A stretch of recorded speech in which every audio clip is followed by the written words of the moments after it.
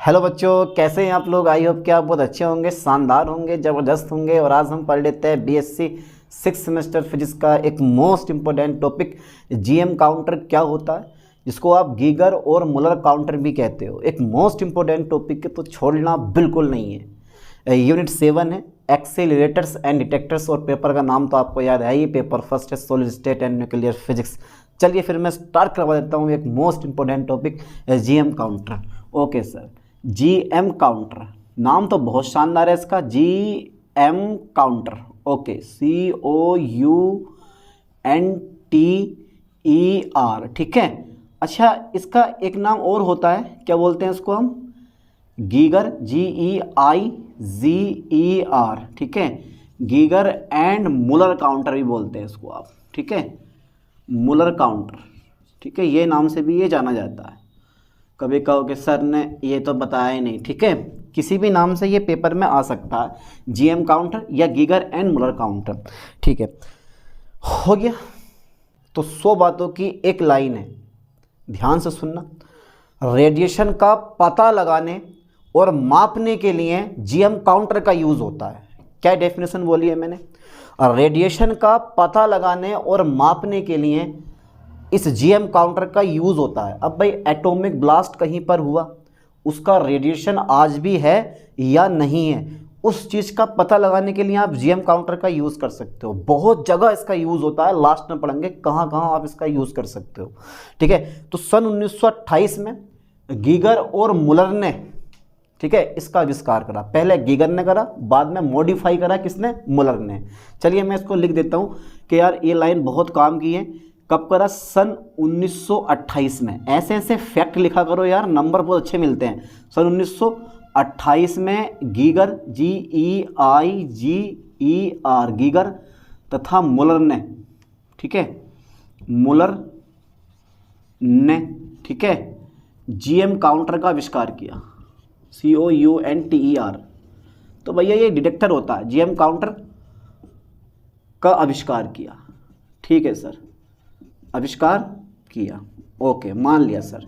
Definition क्या होगी इसकी, डेफिनेशन क्या होगी, यानी कि यह एक ऐसा उपकरण है, यह एक ऐसा उपकरण है, बड़ा शानदार उपकरण है, जबरदस्त उपकरण है, ये तो तुम्हें भी नाप देगा। यह एक ऐसा उपकरण है, यह एक ऐसा उपकरण है जो, ठीक है, आयोनाइजिंग, ध्यान देना है, आयोनाइजिंग, इसको कहते हैं आयनीकारक, आयोनाइजिंग, ठीक है, जो आयोनाइजिंग रेडिएशन, ओके, रेडिएशन। अब कौन कौन से हो सकते हैं आयोनाइजिंग रेडिएशन, जैसे अल्फा हो गया हमारा, अल्फा विकिरण हो गया, अल्फा रेडिएशन, बीटा रेडिएशन तथा गामा रेडिएशन, ठीक है, तथा गामा रेडिएशन, ठीक है, रेडिएशन, यानी कि आयोनाइजेशन रेडिएशन को मापने, वो का पता लगाने, ऐसा करो, का पता लगाने, का पता लगाने, ठीक है सर, तथा ओके ओके तथा यह एक ऐसा उपकरण है जो आयोनाइजिंग रेडिएशन अल्फा, बीटा तथा गामा रेडिएशन का पता लगाने तथा मापने में, या यह एक ऐसा उपकरण है जो आयोनाइजिंग रेडिएशन अल्फा, बीटा तथा गामा रेडिएशन का पता लगाने तथा मापने में प्रयोग होता है, ठीक है, प्रयोग होता है, ठीक है। चलिए सही है। तो यह एक ऐसा उपकरण है जो आयोनाइजिंग रेडिएशन अल्फा, बीटा तथा गामा रेडिएशन का पता लगाने तथा मापने में प्रयोग होता। ओके, राइट डेफिनेशन है, बढ़िया करके याद करो, ठीक से समझ गए। तो किसके लिए, आयोनाइजेशन रेडिएशन का पता लगाने और मापने में इसका यूज़ हम करते हैं। चलिए नेक्स्ट पॉइंट है इसका, सिद्धांत आ जाता है। भाई सिद्धांत क्या होगा इसका, सिद्धांत बहुत ज़रूरी है, ज़्यादा बड़ा नहीं है, 3-4 लाइनों का है, आराम से कवर कर लोगे आप, घबराओ मत, ठीक है। चलिए, थोड़ी सी रचना और कार्यविधि बड़ी होती है इनकी, बाकी सभी। अब सिद्धांत क्या होता है वो भी हम चेक कर लेते हैं। तो जब कोई आवेशित कण किसी गैस से होकर गुजरता है तो गैस का आयोनाइजेशन हो जाता है। अब गैस का आयोनाइजेशन मतलब आयनीकरण हो जाता है। तो वहाँ से धनायन और इलेक्ट्रॉन उत्पन्न होते हैं, ये सिंपल सी बात है। जिससे क्या होती है, अब इलेक्ट्रॉन उत्पन्न हो गए, इलेक्ट्रॉन गति करने लगे तो इलेक्ट्रिक सिग्नल उत्पन्न होता है और उसी सिग्नल को जीएम काउंटर द्वारा नापा जाता है। वर्किंग प्रिंसिपल में इस चीज़ को पढ़ेंगे अभी आगे। यानी कि जब कोई आवेशित कण, पहले सिद्धांत लिखो, जब कोई आवेशित कण, ठीक है, जब कोई चार्ज पार्टिकल या आयोनाइजिंग रेडिएशन, जब कोई आवेशित कण, जब कोई आवेशित कण, ठीक है, जब कोई आवेशित कण, हाँ सर, जब कोई आवेशित कण, ठीक है, किसी gas, okay okay okay okay okay, किसी गैस से होकर गुजरता है, से होकर गुजरता है, ध्यान देना है, होकर गुजरता है, तो गैस का आयोनाइजेशन हो जाता है, आयोनाइजेशन, तो गैस का आयोनाइजेशन हो जाता है, ठीक है, गैस का आयोनाइजेशन हो जाता है, जिससे क्या होता है, जिससे इलेक्ट्रिक सिग्नल उत्पन्न होता है, इससे इलेक्ट्रिक सिग्नल उत्पन्न होता है, उत्पन्न होता है, ठीक है, जिससे इलेक्ट्रिक सिग्नल उत्पन्न होता है, जिसे, ठीक है, जिसे जीएम काउंटर द्वारा क्या होता है, मापा जाता है, मापा जाता है, ठीक है। बस इतनी छोटी सी बात थी। तो जब कोई आवेशित कण किसी गैस से हो गुजरता है तो गैस का आयोनाइजेशन हो जाता है, जिससे इलेक्ट्रिक सिग्नल या इलेक्ट्रिक पल्स बोल सकते हो, इलेक्ट्रिक स्पंदन, ठीक है, उत्पन्न होता है, जिससे जीएम काउंटर द्वारा मापा जाता है। अच्छा, इसकी ठीक है रचना और करवा देता हूँ, छोटी सी रचना, ज़्यादा बड़ी भी नहीं है, ठीक है। चलिए रचना क्या होती है वो भी हम चेक कर लेते हैं। चलिए, अब रचना मेन चीज़ होती है, ध्यान देना, क्योंकि ये सारा खेल डायग्राम का, डायग्राम सही है तो सब कुछ सही है। देखो जरा ध्यान से, सबसे पहले लेना है आपको होलो मेटेलिक सिलिंड्रिकल चैम्बर, ये, ठीक है, लाइन में फोकस करना। ओके सर, ये क्या है, ये सिलिंड्रिकल होता है, मैंने तो नॉर्मल बनाया है ऐसी खाली बस दिखाने के लिए, ठीक है, जिसका एक सिरा क्या होता है, इसका एक सिरा बंद होता है और दूसरा सिरे पर क्या होती है, विंडो लगी होती है। यहाँ पर क्या लगी होती है, ये विंडो लगी होती है, जिससे क्या होता है, रेडिएशन अंदर प्रवेश करता है। ये समझ जाओगे, ईजी है, इतना डिफिकल्ट नहीं है। ये क्या है, आयोनाइजिंग रेडिएशन, ठीक है, रेडिएशन, यही होता है हमारा रेडिएशन, ठीक है, यही है हमारा आयोनाइजिंग रेडिएशन, ठीक है। ओके ओके, तो ध्यान देना, सबसे पहले होता क्या है इसमें एक होलो मेटेलिक सिलिंड्रिकल चैम्बर होता है, जिसका एक सिरा क्लोज और दूसरे सिरे पर विंडो लगी होती है। इसी विंडो से आयोनाइजिंग रेडिएशन अंदर प्रवेश करता है। पहली लाइन यही लिखो कि इसमें होता क्या है, यार आराम से कर लोगे, इतना डिफिकल्ट नहीं होता। इसमें एक होलो मतलब खोखला बोलते हैं इसको, HOLLOW, होलो मेटेलिक, मेटल का बना हुआ होता है ये, मेटेलिक सिलिंड्रिकल, ठीक है। इसमें एक होलो मेटेलिक सिलिंड्रिकल क्या होता है, चैम्बर होता है, चैम्बर कक्ष होता है, ठीक है, चैम्बर होता है, ठीक है, जिसका एक सिरा जो होता है, जिसका एक सिरा बंद तथा दूसरे सिरे पर, ठीक है, विंडो लगा होता है, विंडो लगा होता है। विंडो का काम क्या होता है, जैसे घरों में विंडो लगी हुई होती है ना, वो हवा को अंदर बाहर जाने देती है, बस वही सेम कहानी इसकी होती है। तो यहाँ पर रेडिएशन क्या होगा, अंदर जा सकता है, ठीक है, तो लगा होता है, विंडो लगा होता है। तो एक जिसका एक सिरा करो, जिसका एक सिरा क्या होता है, वन तथा दूसरे सिरे पर विंडो लगी होती है, जिससे रेडिएशन प्रवेश करता है, जिससे रेडिएशन जो होता है ना, रेडिएशन, ठीक है, जिससे रेडिएशन अंदर प्रवेश करता है, ठीक है, अंदर प्रवेश करता है, ठीक है, अंदर प्रवेश करता है, ठीक है, जिससे रेडिएशन अंदर प्रवेश करता है। ओके, ठीक है। अब क्या होता है कि बेलन के भीतर, ये जो मेरे पास मैंने चैम्बर बनाया ना, इस चैम्बर के भीतर, ठीक है, एक सेंट्रल इलेक्ट्रोड लगा होता है, ये टंगस्टन का तार होता है, और ये जो बना हुआ होता है ना धात्विक मेटेलिक, ये तांबे का होता है। पर इतना डिटेल हमें देनी नहीं पड़ती, ये तांबे का होता है और ये टंगस्टन का होता है, इतनी डिटेल मत दो, कोई दिक्कत नहीं है, ठीक है। तो बेलन के भीतर यानी कि चैम्बर के भीतर एक सेंट्रल इलेक्ट्रोड लगा होता है, ठीक है। चलिए आ जाएगा, ये आ जाएगा, ठीक है। सिलेंडर, सिलेंडर, मैंने स्पेलिंग है CYLINDER, सिलेंडर के भीतर, ठीक है। सिलेंडर के भीतर एक सेंट्रल इलेक्ट्रोड लगा होता है, ठीक है, सेंट्रल इलेक्ट्रोड लगा होता है, ठीक है। चलिए लगा होता है, दिख रहा है ना आप लोगों को ये चीज़? ना दिख रही हो तो लिख लेना साइड में कि सिलेंडर के भीतर एक सेंट्रल इलेक्ट्रोड लगा होता है। यार बिल्कुल सिंपल सी भाषा में लिखवा देता हूँ मैं, आराम से कर लो। यहाँ तक का पहले स्क्रीनशॉट मार दो, ले लिया, ठीक है। करते हैं इसको इरेज, करते रहें, चलो इजी होता है, इतना डिफिकल्ट टॉपिक नहीं होते अगर टॉपिक बाय पॉइंट समझ के चलोगे तो, ठीक है। अगर पॉइंट बाय पॉइंट समझ के चलोगे तो बिल्कुल ईजी होता है, मेरे ख्याल से आता पेपर में, बहुत मोस्ट टॉपिक है, इसको छोड़ना मत यार किसी भी कीमत पे। अब देखो मुझे करना क्या है, ध्यान से सुनना, फिर से आपके साथ कहानी जो आगे बहुत इंपॉर्टेंट लाइन है। अब देखो ये जो है ना, ये जो मैंने सेंट्रल इलेक्ट्रोड लिया है, ठीक है, सेंट्रल इलेक्ट्रोड लिया। अब इसको मुझे क्या करना है, चलो मैं यहाँ से कट मारता हूँ, यहाँ से इसमें यहाँ पर मुझे जो है ना, यहाँ पर मुझे एक रेसिस्टर लेना है, मतलब प्रतिरोध लगा के, और यहाँ पर आपको जोड़ देना है एक बैटरी से, minus plus minus plus minus plus minus plus minus plus. अब मैंने इतनी बड़ी बैटरी लगा दी है यहाँ पर, यह है रेसिस्टर यानी कि प्रतिरोध, रेसिस्टेंस बोलते हैं इसको, आ रही है हमारा, ठीक है, ओके। और ये लगा दी मैंने माइनस और ये प्लस। तो सिंपल सी बात है, मैंने क्या करा, सेंट्रल इलेक्ट्रोड, मैंने क्या काम करा, सेंट्रल इलेक्ट्रोड और, ठीक है, और सिलेंडर की दीवार के बीच, ठीक है, हाई वोल्टेज लगाया है।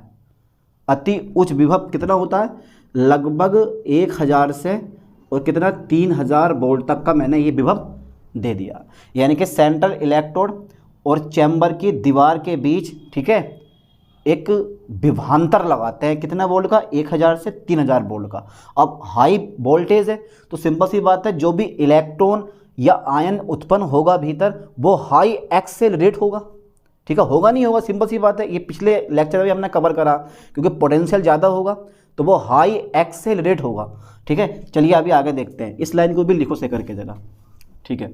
अब सेंट्रल इलेक्ट्रोड, ठीक है, central electrode, okay sir, central electrode, electron नहीं इलेक्ट्रोड, सेंट्रल इलेक्ट्रोड तथा चैम्बर, चैम्बर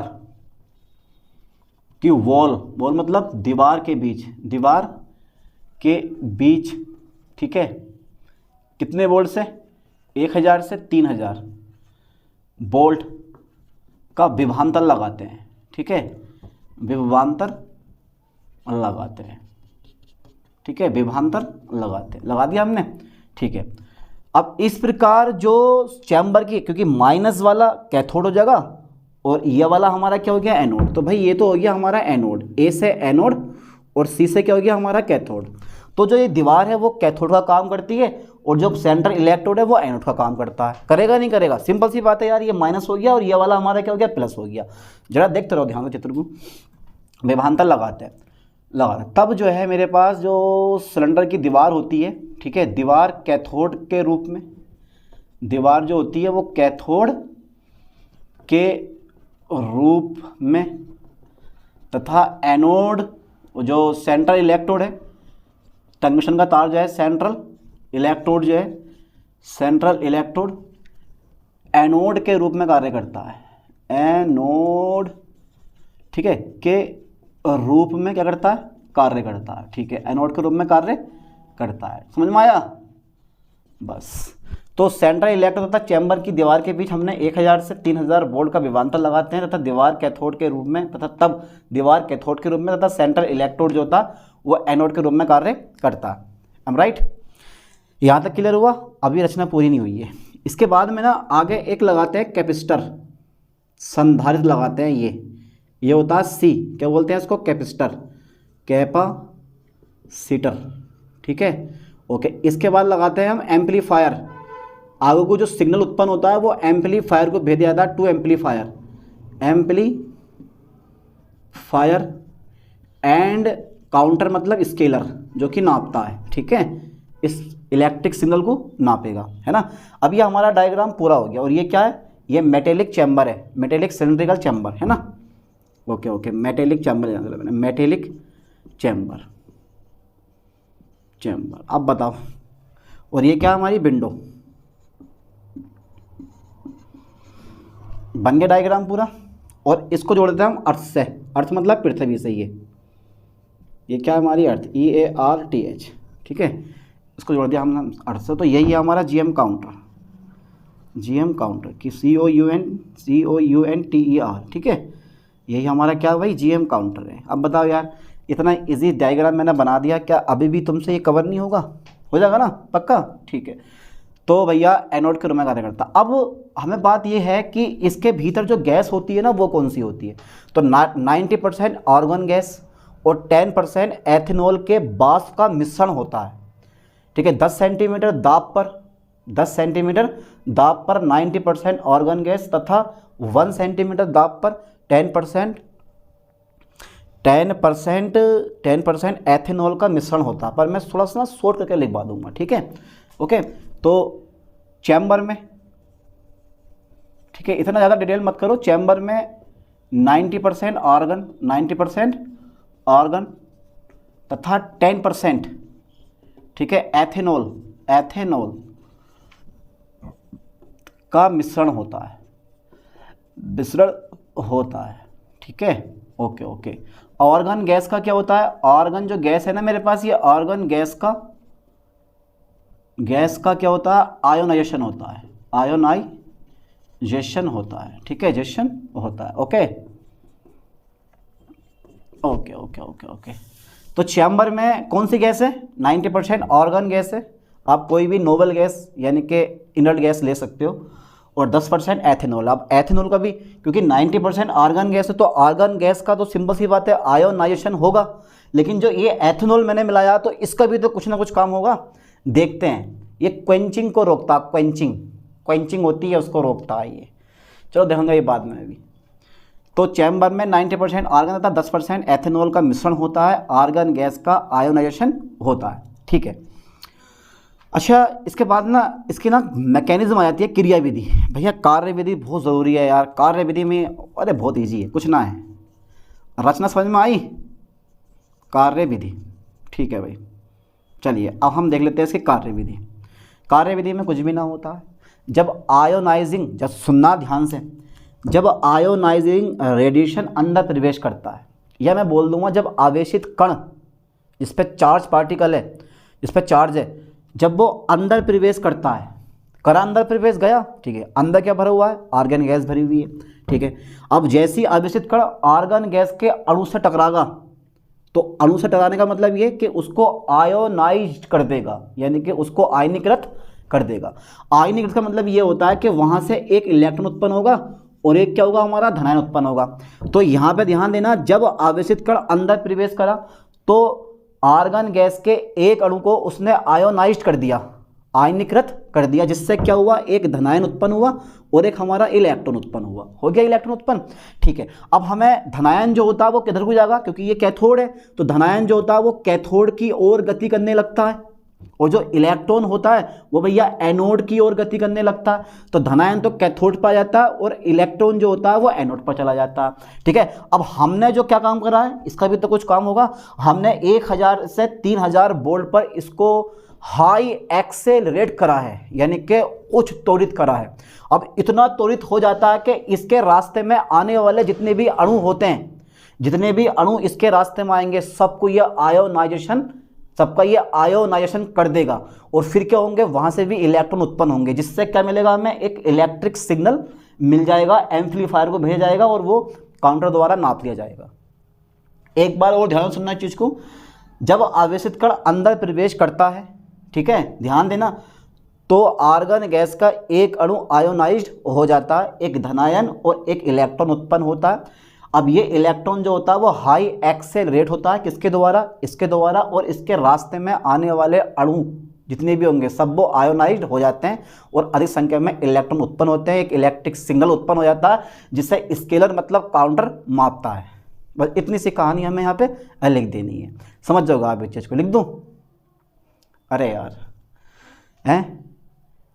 और जब भैया इलेक्ट्रॉन एनोड से होते हुए आगा तो यहाँ से होते हुए, यहाँ से होते हुए, यहाँ से होते हुए यहाँ जाएगा, ठीक है, सर्किट हमारा पूरा हो जाएगा। जब सर्किट पूरा हो जाएगा तो सिंपल सी बात है इलेक्ट्रिक सिग्नल आपको मिल जाएगा, वही इलेक्ट्रिक सिग्नल जो होता है, जो पॉइंटर होता है वो नापता है। चलो मैं लिख देता हूँ थोड़ा सा पहले कि जब आयोनाइजिंग रेडिएशन, जब आयोनाइजिंग, ठीक है, रेडिएशन, जब आयोनाइजिंग रेडिएशन अंदर प्रवेश करता है, अंदर प्रवेश करता है, ठीक है, तो गैस के अणु का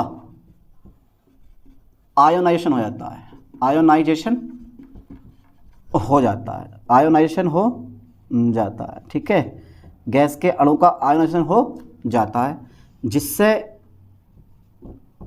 धनायन, ठीक है, तथा इलेक्ट्रॉन उत्पन्न होते हैं, तथा इलेक्ट्रॉन क्या होते हैं, उत्पन्न होते हैं, इलेक्ट्रॉन उत्पन्न होते हैं, इलेक्ट्रॉन उत्पन्न होते हैं,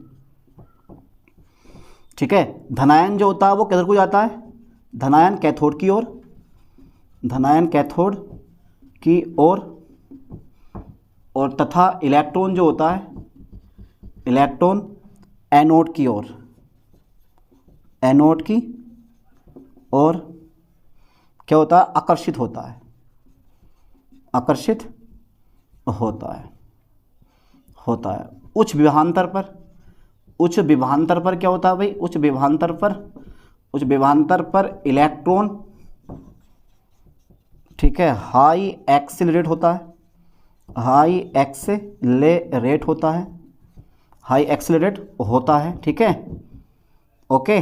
यानी कि उच्च विभवांतर पर इलेक्ट्रॉन हाई एक्सेलरेट होता है जो अन्य अणुओं को, अन्य अणुओं को, ठीक है, आयनित करता है, आयोनाइज करता है, आयनित करता है, ठीक है, जिससे एक इलेक्ट्रिक सिग्नल, जिससे एक इलेक्ट्रिक सिग्नल उत्पन्न होता है, जिससे एक इलेक्ट्रिक सिग्नल उत्पन्न होता है, ठीक है, समझ गए। आयनित करता है जिससे क्या होता है, एक इलेक्ट्रिक सिग्नल उत्पन्न होता है जिससे काउंटर द्वारा मापा जाता है ना, जो एम्पलीफायर लगा हुआ है, ठीक है, एक इलेक्ट्रिक सिग्नल होता है जो एम्पलीफायर से होकर काउंटर द्वारा मापा, जो एम्पलीफायर से होकर काउंटर में पहुंचता है और काउंटर क्या होता है, उसी सिग्नल को मापता है, ठीक है, जिससे एक इलेक्ट्रिक सिग्नल उत्पन्न होता है। ये सिग्नल जो होता है ना, यह सिग्नल एम्पलीफायर से होकर, एम्पलीफायर से होकर, ठीक है, ये सिग्नल एम्पलीफायर से होकर काउंटर में पहुंचता है, काउंटर में पहुंचता है जहां पर इसको मापा जाता है, जहां पर इसको मापा जाता है, इसको मापा जाता है, ठीक है, बस ये सी क्रियाविधि थी, मापा जाता है, ठीक है, बस हो गया, ओके। तो ये इसकी मैकेनिज्म मैंने लिखवा दी है, क्रियाविधि बस काफ़ी है, यही है क्रियाविधि इसकी, इससे ज़्यादा नहीं होगी। पहुंच तो गया काउंटर में, एम्पलीफायर ने क्या करा, एम्पलीफिकेशन करा, उसको प्रवर्धक मतलब बढ़ा दिया, और उसके बाद काम हो गया, वो काउंटर में पहुंच गया, उसको नाप लेगा, बस हो गया।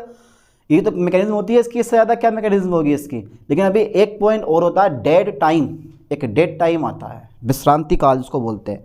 जल्दी फास्टली यहाँ तक का स्क्रीनशॉट ले लो, ले लिया होगा, ले लिया स्क्रीनशॉट, ठीक है, हटा दें फिर इसको, हो गया, ओके ओके। अभी 2-3 पॉइंट और बचे हैं इसमें, एक समन रहा हुआ है, चलो अभी देखते हैं। पहले ज़रा फास्टली यहाँ तक का स्क्रीनशॉट ले लो, ठीक है। देख रहे हो, जो भी इसके रास्ते में आया इसने उसका काम तमाम कर दिया, मतलब जो भी इसके रास्ते में आया, जो भी इसके रास्ते में आया इलेक्ट्रॉन के, इसने उन अणुओं को आयोनाइज्ड कर दिया और वहाँ से अधिक संख्या में इलेक्ट्रॉन उत्पन्न हुए, एक इलेक्ट्रिक सिग्नल मिला और उसको काउंटर ने नाप लिया। चलिए आगे देखते हैं। अब क्या है हमारा, अब इसके बाद में एक आता है तुम्हारे पास dead time, DEAD, dead time. इसी में ही होता है डेट टाइम भी, ठीक है, ध्यान देना। तो ये वह समय अवधि होती है, यानी कि वह समय अवधि जिसके दौरान गैस का आयोनाइजेशन नहीं होता है और उपकरण निष्क्रिय हो जाता है, ठीक है। लाइन पे ध्यान देना, वह समय अवधि, लिख दे रहा हूँ मैं डेफिनेशन इसकी भी, वह समय अवधि, ध्यान देना, वह समय अवधि, ठीक है, जिस पर, वह समय अवधि जिस पर, ठीक है, जिसके दौरान कर दो, वह समय अवधि जिसके दौरान, ठीक है, जिसके दौरान गैस का आयोनाइजेशन नहीं होता, गैस का आयोनाइजेशन, ठीक है, गैस का आयोनाइजेशन नहीं होता है, ठीक है, यानी कि वह समय अवधि जिसके दौरान गैस का आयोनाइजेशन नहीं होता है तथा उपकरण जो होता है, उपकरण वो निष्क्रिय हो जाता है। उपकरण कैसे हो जाता है, निष्क्रिय हो जाता है, निष्क्रिय हो जाता है, ठीक है। क्या कहलाता है हमारा, ये हो जाता है, डेट टाइम कहलाता है, डेट टाइम कहलाता, बहुत ज़रूरी है, डेट टाइम कहलाता है। तो भैया इस दौरान किसी भी गैस के अणु का आयोनाइजेशन नहीं होगा, उपकरण निष्क्रिय हो जाता है, इसी को हम क्या बोलते हैं, डेट टाइम कहते हैं, ठीक है। अच्छा, एक छोटा सा फॉर्मूला आता है, प्रति इकाई समय में देखे गए गणना की संख्या, ठीक है, ठीक है। तो प्रति इकाई समय में देखे गए गणना की संख्या तथा आयोनाइज्ड कणों की संख्या के अनुपात को हम क्या बोलते हैं, दक्षता कहते हैं। ये चीज़ें मैं लिखवा दे रही हूँ। माना यदि इसमें आता है यार, ये भी, यदि प्रति इकाई समय में, यदि प्रति इकाई समय में, ठीक है, देखे गए, ठीक है, गणना की संख्या कितनी हो भाई, NC, तथा आयोनाइज्ड कणों की संख्या, कितनी हो भाई, NT हो तो जो दक्षता आती है ना काउंटर की, वो ये वाली आती है, एड बराबर NC अपॉन NT। और ये क्या है मेरे पास, जहाँ N क्या है, जहाँ ईटा क्या है, ये जहाँ ईटा जो होती है ना वो काउंटर की दक्षता है, ठीक है, काउंटर की दक्षता, COUNTR, यानी कि इफिशियंसी ऑफ काउंटर की दक्षता होती है ये वाली, ठीक है। ओके सर, ओके, लो साहब, ये हो गया डेट टाइम, है ना। अब इसमें एक और आता है तुम्हारे पास, क्वांचिंग। नाम सुना कभी आपने क्वांचिंग का? ओके, QUENCHING, क्वांचिंग, ठीक है। इसको बोलते हैं शमन, क्या बोलते हैं इसको, हम शमन कहते हैं, यानी कि हल्का करना, आपको ना बहुत स्लो कर देना। अभी देखते हैं क्या होती है क्वांचिंग। अब यार समन आ गया, भाई ये क्या चीज़ होती है, ये तो एक बिल्कुल नई चीज़ लग रही है। हाँ तो लगेगी नई चीज़ बिल्कुल, समन क्या होता, चलिए देखते हैं। अच्छा लिखवाऊँ फिर इस चीज़ को मैं, ठीक है, यानी कि जब इलेक्ट्रॉन इस धनायन की ओर आकर्षित होता है अर्थात पुनर्संयोजित होता है तो फोटोन उत्पन्न होता है। फोटोन मतलब यही रेडिएशन उत्पन्न होता है जो आयोनाइजेशन को बढ़ावा देता है और अधिक संख्या में क्या होते हैं, इलेक्ट्रॉन उत्पन्न होते हैं, जिससे ब्रेकडाउन हो सकता है, समझ गए, जिससे ब्रेकडाउन हो सकता है। और इस प्रक्रिया को हम बोलते हैं डाउनसेंट एवलांस। इस प्रक्रिया को हम क्या बोलते हैं, डाउनसेंट एवलांस कहते हैं। और इस प्रक्रिया को रोकने के लिए हम क्या करते हैं, बाहर से 10% जो हमने एथेनॉल मिलाया ना उसका यूज करते हैं, और इसी को क्या कहते हैं, हम क्वेंचिंग कहते हैं। एक बार और सुनो जरा ध्यान से, यानी कि जब इलेक्ट्रॉन धनायन की ओर आकर्षित होता है अर्थात जुड़ता है तो रेडिएशन उत्पन्न होता है। ये रेडिएशन आयोनाइजेशन को बढ़ावा देता है, जिससे अधिक संख्या में क्या होते हैं, इलेक्ट्रॉन उत्पन्न होते हैं और ब्रेकडाउन हो सकता है। इस प्रक्रिया को ना होने देना क्वांचिंग कहलाता है। इसके लिए आप दो प्रकार के क्वांचिंग यूज कर सकते हो, एक इंटरनल और एक एक्सटर्नल। चलिए पहले मैं जरा लिख दूं, यानी कि जब इलेक्ट्रॉन, ध्यान दो, जब इलेक्ट्रॉन, ठीक है भाई, जब इलेक्ट्रॉन कैटायन की ओर यानी कि धनायन की ओर आकर्षित होता है, धनायन की ओर क्या होता है, जब इलेक्ट्रॉन धनायन की ओर आकर्षित होता है, जब इलेक्ट्रॉन धनायन की ओर आकर्षित होता है, अर्थात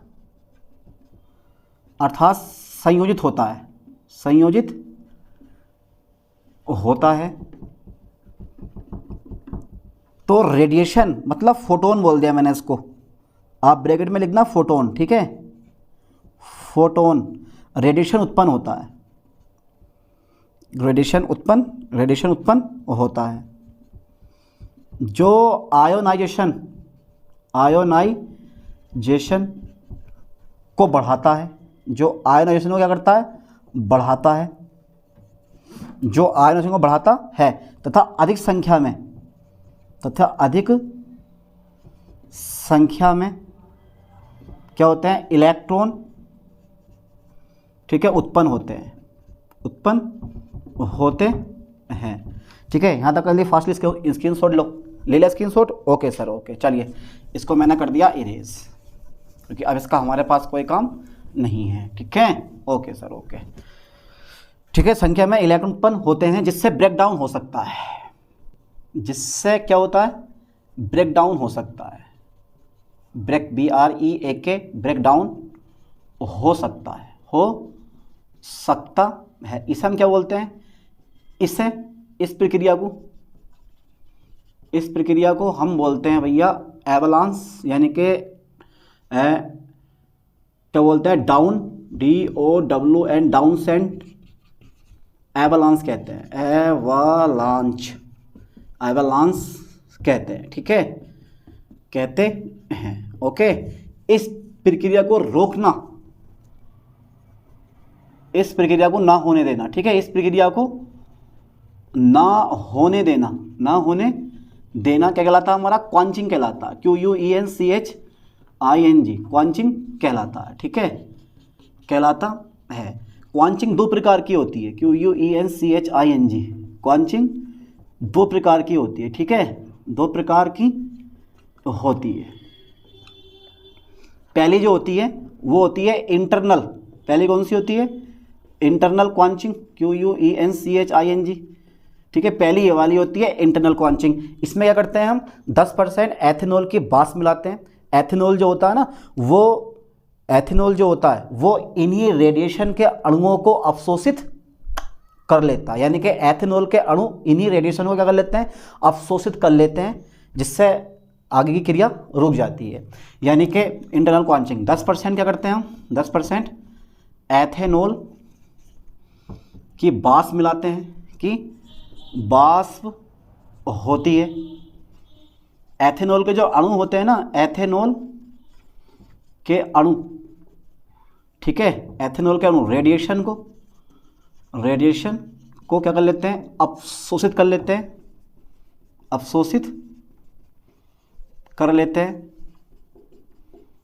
जिससे आगे की प्रक्रिया रुक जाती है, जिससे आगे की प्रक्रिया रुक जाती है, ठीक है। और एक और आता है हमारे पास सेकंड नंबर, एक्सटर्नल क्वांचिंग, ठीक है, यानी कि बाहरी। अब एक्सटर्नल वाली क्या होती है वो भी हम चेक कर लेते हैं, एक्सटर्नल क्वांचिंग, QUENCHING, ठीक है। एक्सटर्नल क्वांचिंग क्या होती है, जो हाई वोल्टेज है ना, उस हाई वोल्टेज को कम करके इस समस्या को हल किया जा सकता है। एक सिंपल सी बात है, बहुत छोटी समस्या, ठीक है। चलिए मैं लिख दे रहा हूँ कि उच्च वोल्टेज को तेजी से कम करके, उच्च वोल्टेज को हटा दो, इसको उच्च वोल्टेज को तेजी से कम करके, ठीक है, इस समस्या को हल किया जा सकता है, ठीक है। जल्दी फास्टली यहाँ तक का स्क्रीनशॉट मार लो, इसके बाद में लिखवाने वाला हूँ उसके यूजेस, एप्लीकेशन, ठीक है। यार नान में भी लेक्चर इतना लंबा हो जाता है, बहुत बड़ा हो जाता है। ले लिया स्क्रीनशॉट, कर दे इसको इरेज पक्का, ठीक है। चलो हटा दो जरा इसको अब सबको। अब इसके ना एप्लीकेशन देख लेते हैं, इसके यूजेस क्या क्या होते हैं, उपयोग क्या क्या होते हैं। डाल दो जरा हेडिंग उपयोग, ओके सर, ओके, डाल दिया हेडिंग। चलो देख लेते हैं एप्लीकेशन, APPLICATIONS, ठीक है, एप्लीकेशंस। तो पहला जो होता है ना भैया जीएम काउंटर का उपयोग आपको पता है कि परमाणु उद्योग में, एक तो परमाणु उद्योग में रेडिएशन प्रोटेक्शन एंड मॉनिटरिंग के लिए इसका यूज़ होता है। प्रोटेक्शन मतलब सुरक्षा और निगरानी करने के लिए, ठीक है, यानी कि इसका उपयोग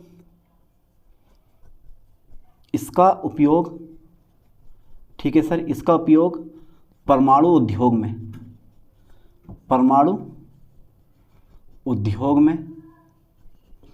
ठीक है, रेडिएशन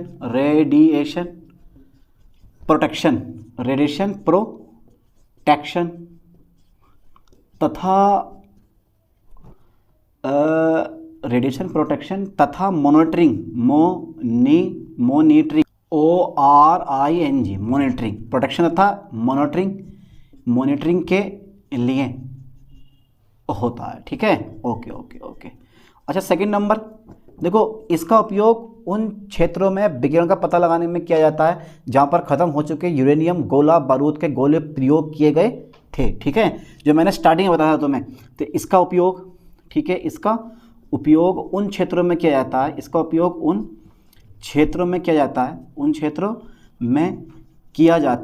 क्षेत्रों में विकिरण का प्रयोग, विकिरण का पता लगाने में किया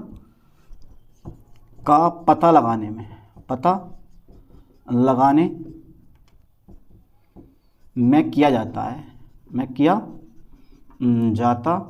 ठीक है। इसका उपयोग उन क्षेत्रों में विकिरण का पता लगाने में किया जाता है, ठीक है, ठीक है,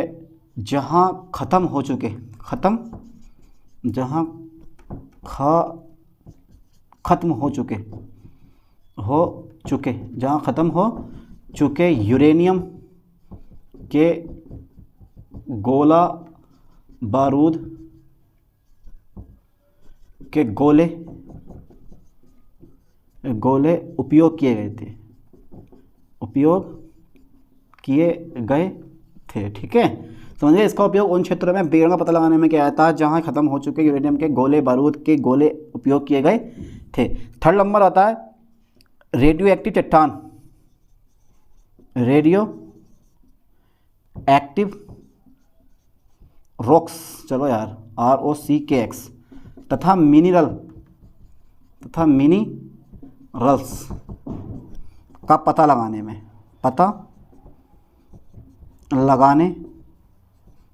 इसका उपयोग होता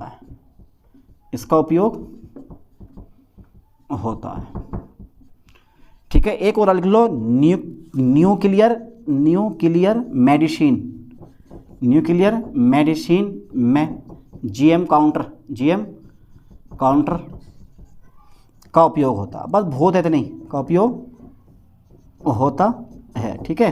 तो 4-5 जगह परमाणु उद्योग में, एक तो रेडिएशन प्रोटेक्शन, रेडिएशन मॉनिटरिंग, निगरानी करने के लिए इसका यूज़ करते हैं हम। जहाँ पर एटॉमिक ब्लास्ट हुआ वहाँ पर रेडिएशन का पता लगाने में इसका यूज़ करते हैं हम। रेडियो एक्टिव जो रॉक चट्टानें होती है, मिनरल होते हैं, वहाँ उसका पता लगाने के लिए इसका यूज़ करते हैं। और कुछ मेडिसिन होती है, न्यूक्लियर मेडिसिन वगैरह, उसका पता लगाने के लिए हम इसका यूज़ करते हैं, ठीक है। तो ये जीएम काउंटर हमारा पूरा हो गया। आई होप कि ये टॉपिक आपको क्लियर हो गया होगा। एक मोस्टली इंपॉर्टेंट टॉपिक है, तो छोड़ लो मत इस टॉपिक को बिल्कुल भी। चलिए मिलते हैं नेक्स्ट वीडियो में नेक्स्ट लेक्चर के साथ। थैंक्स।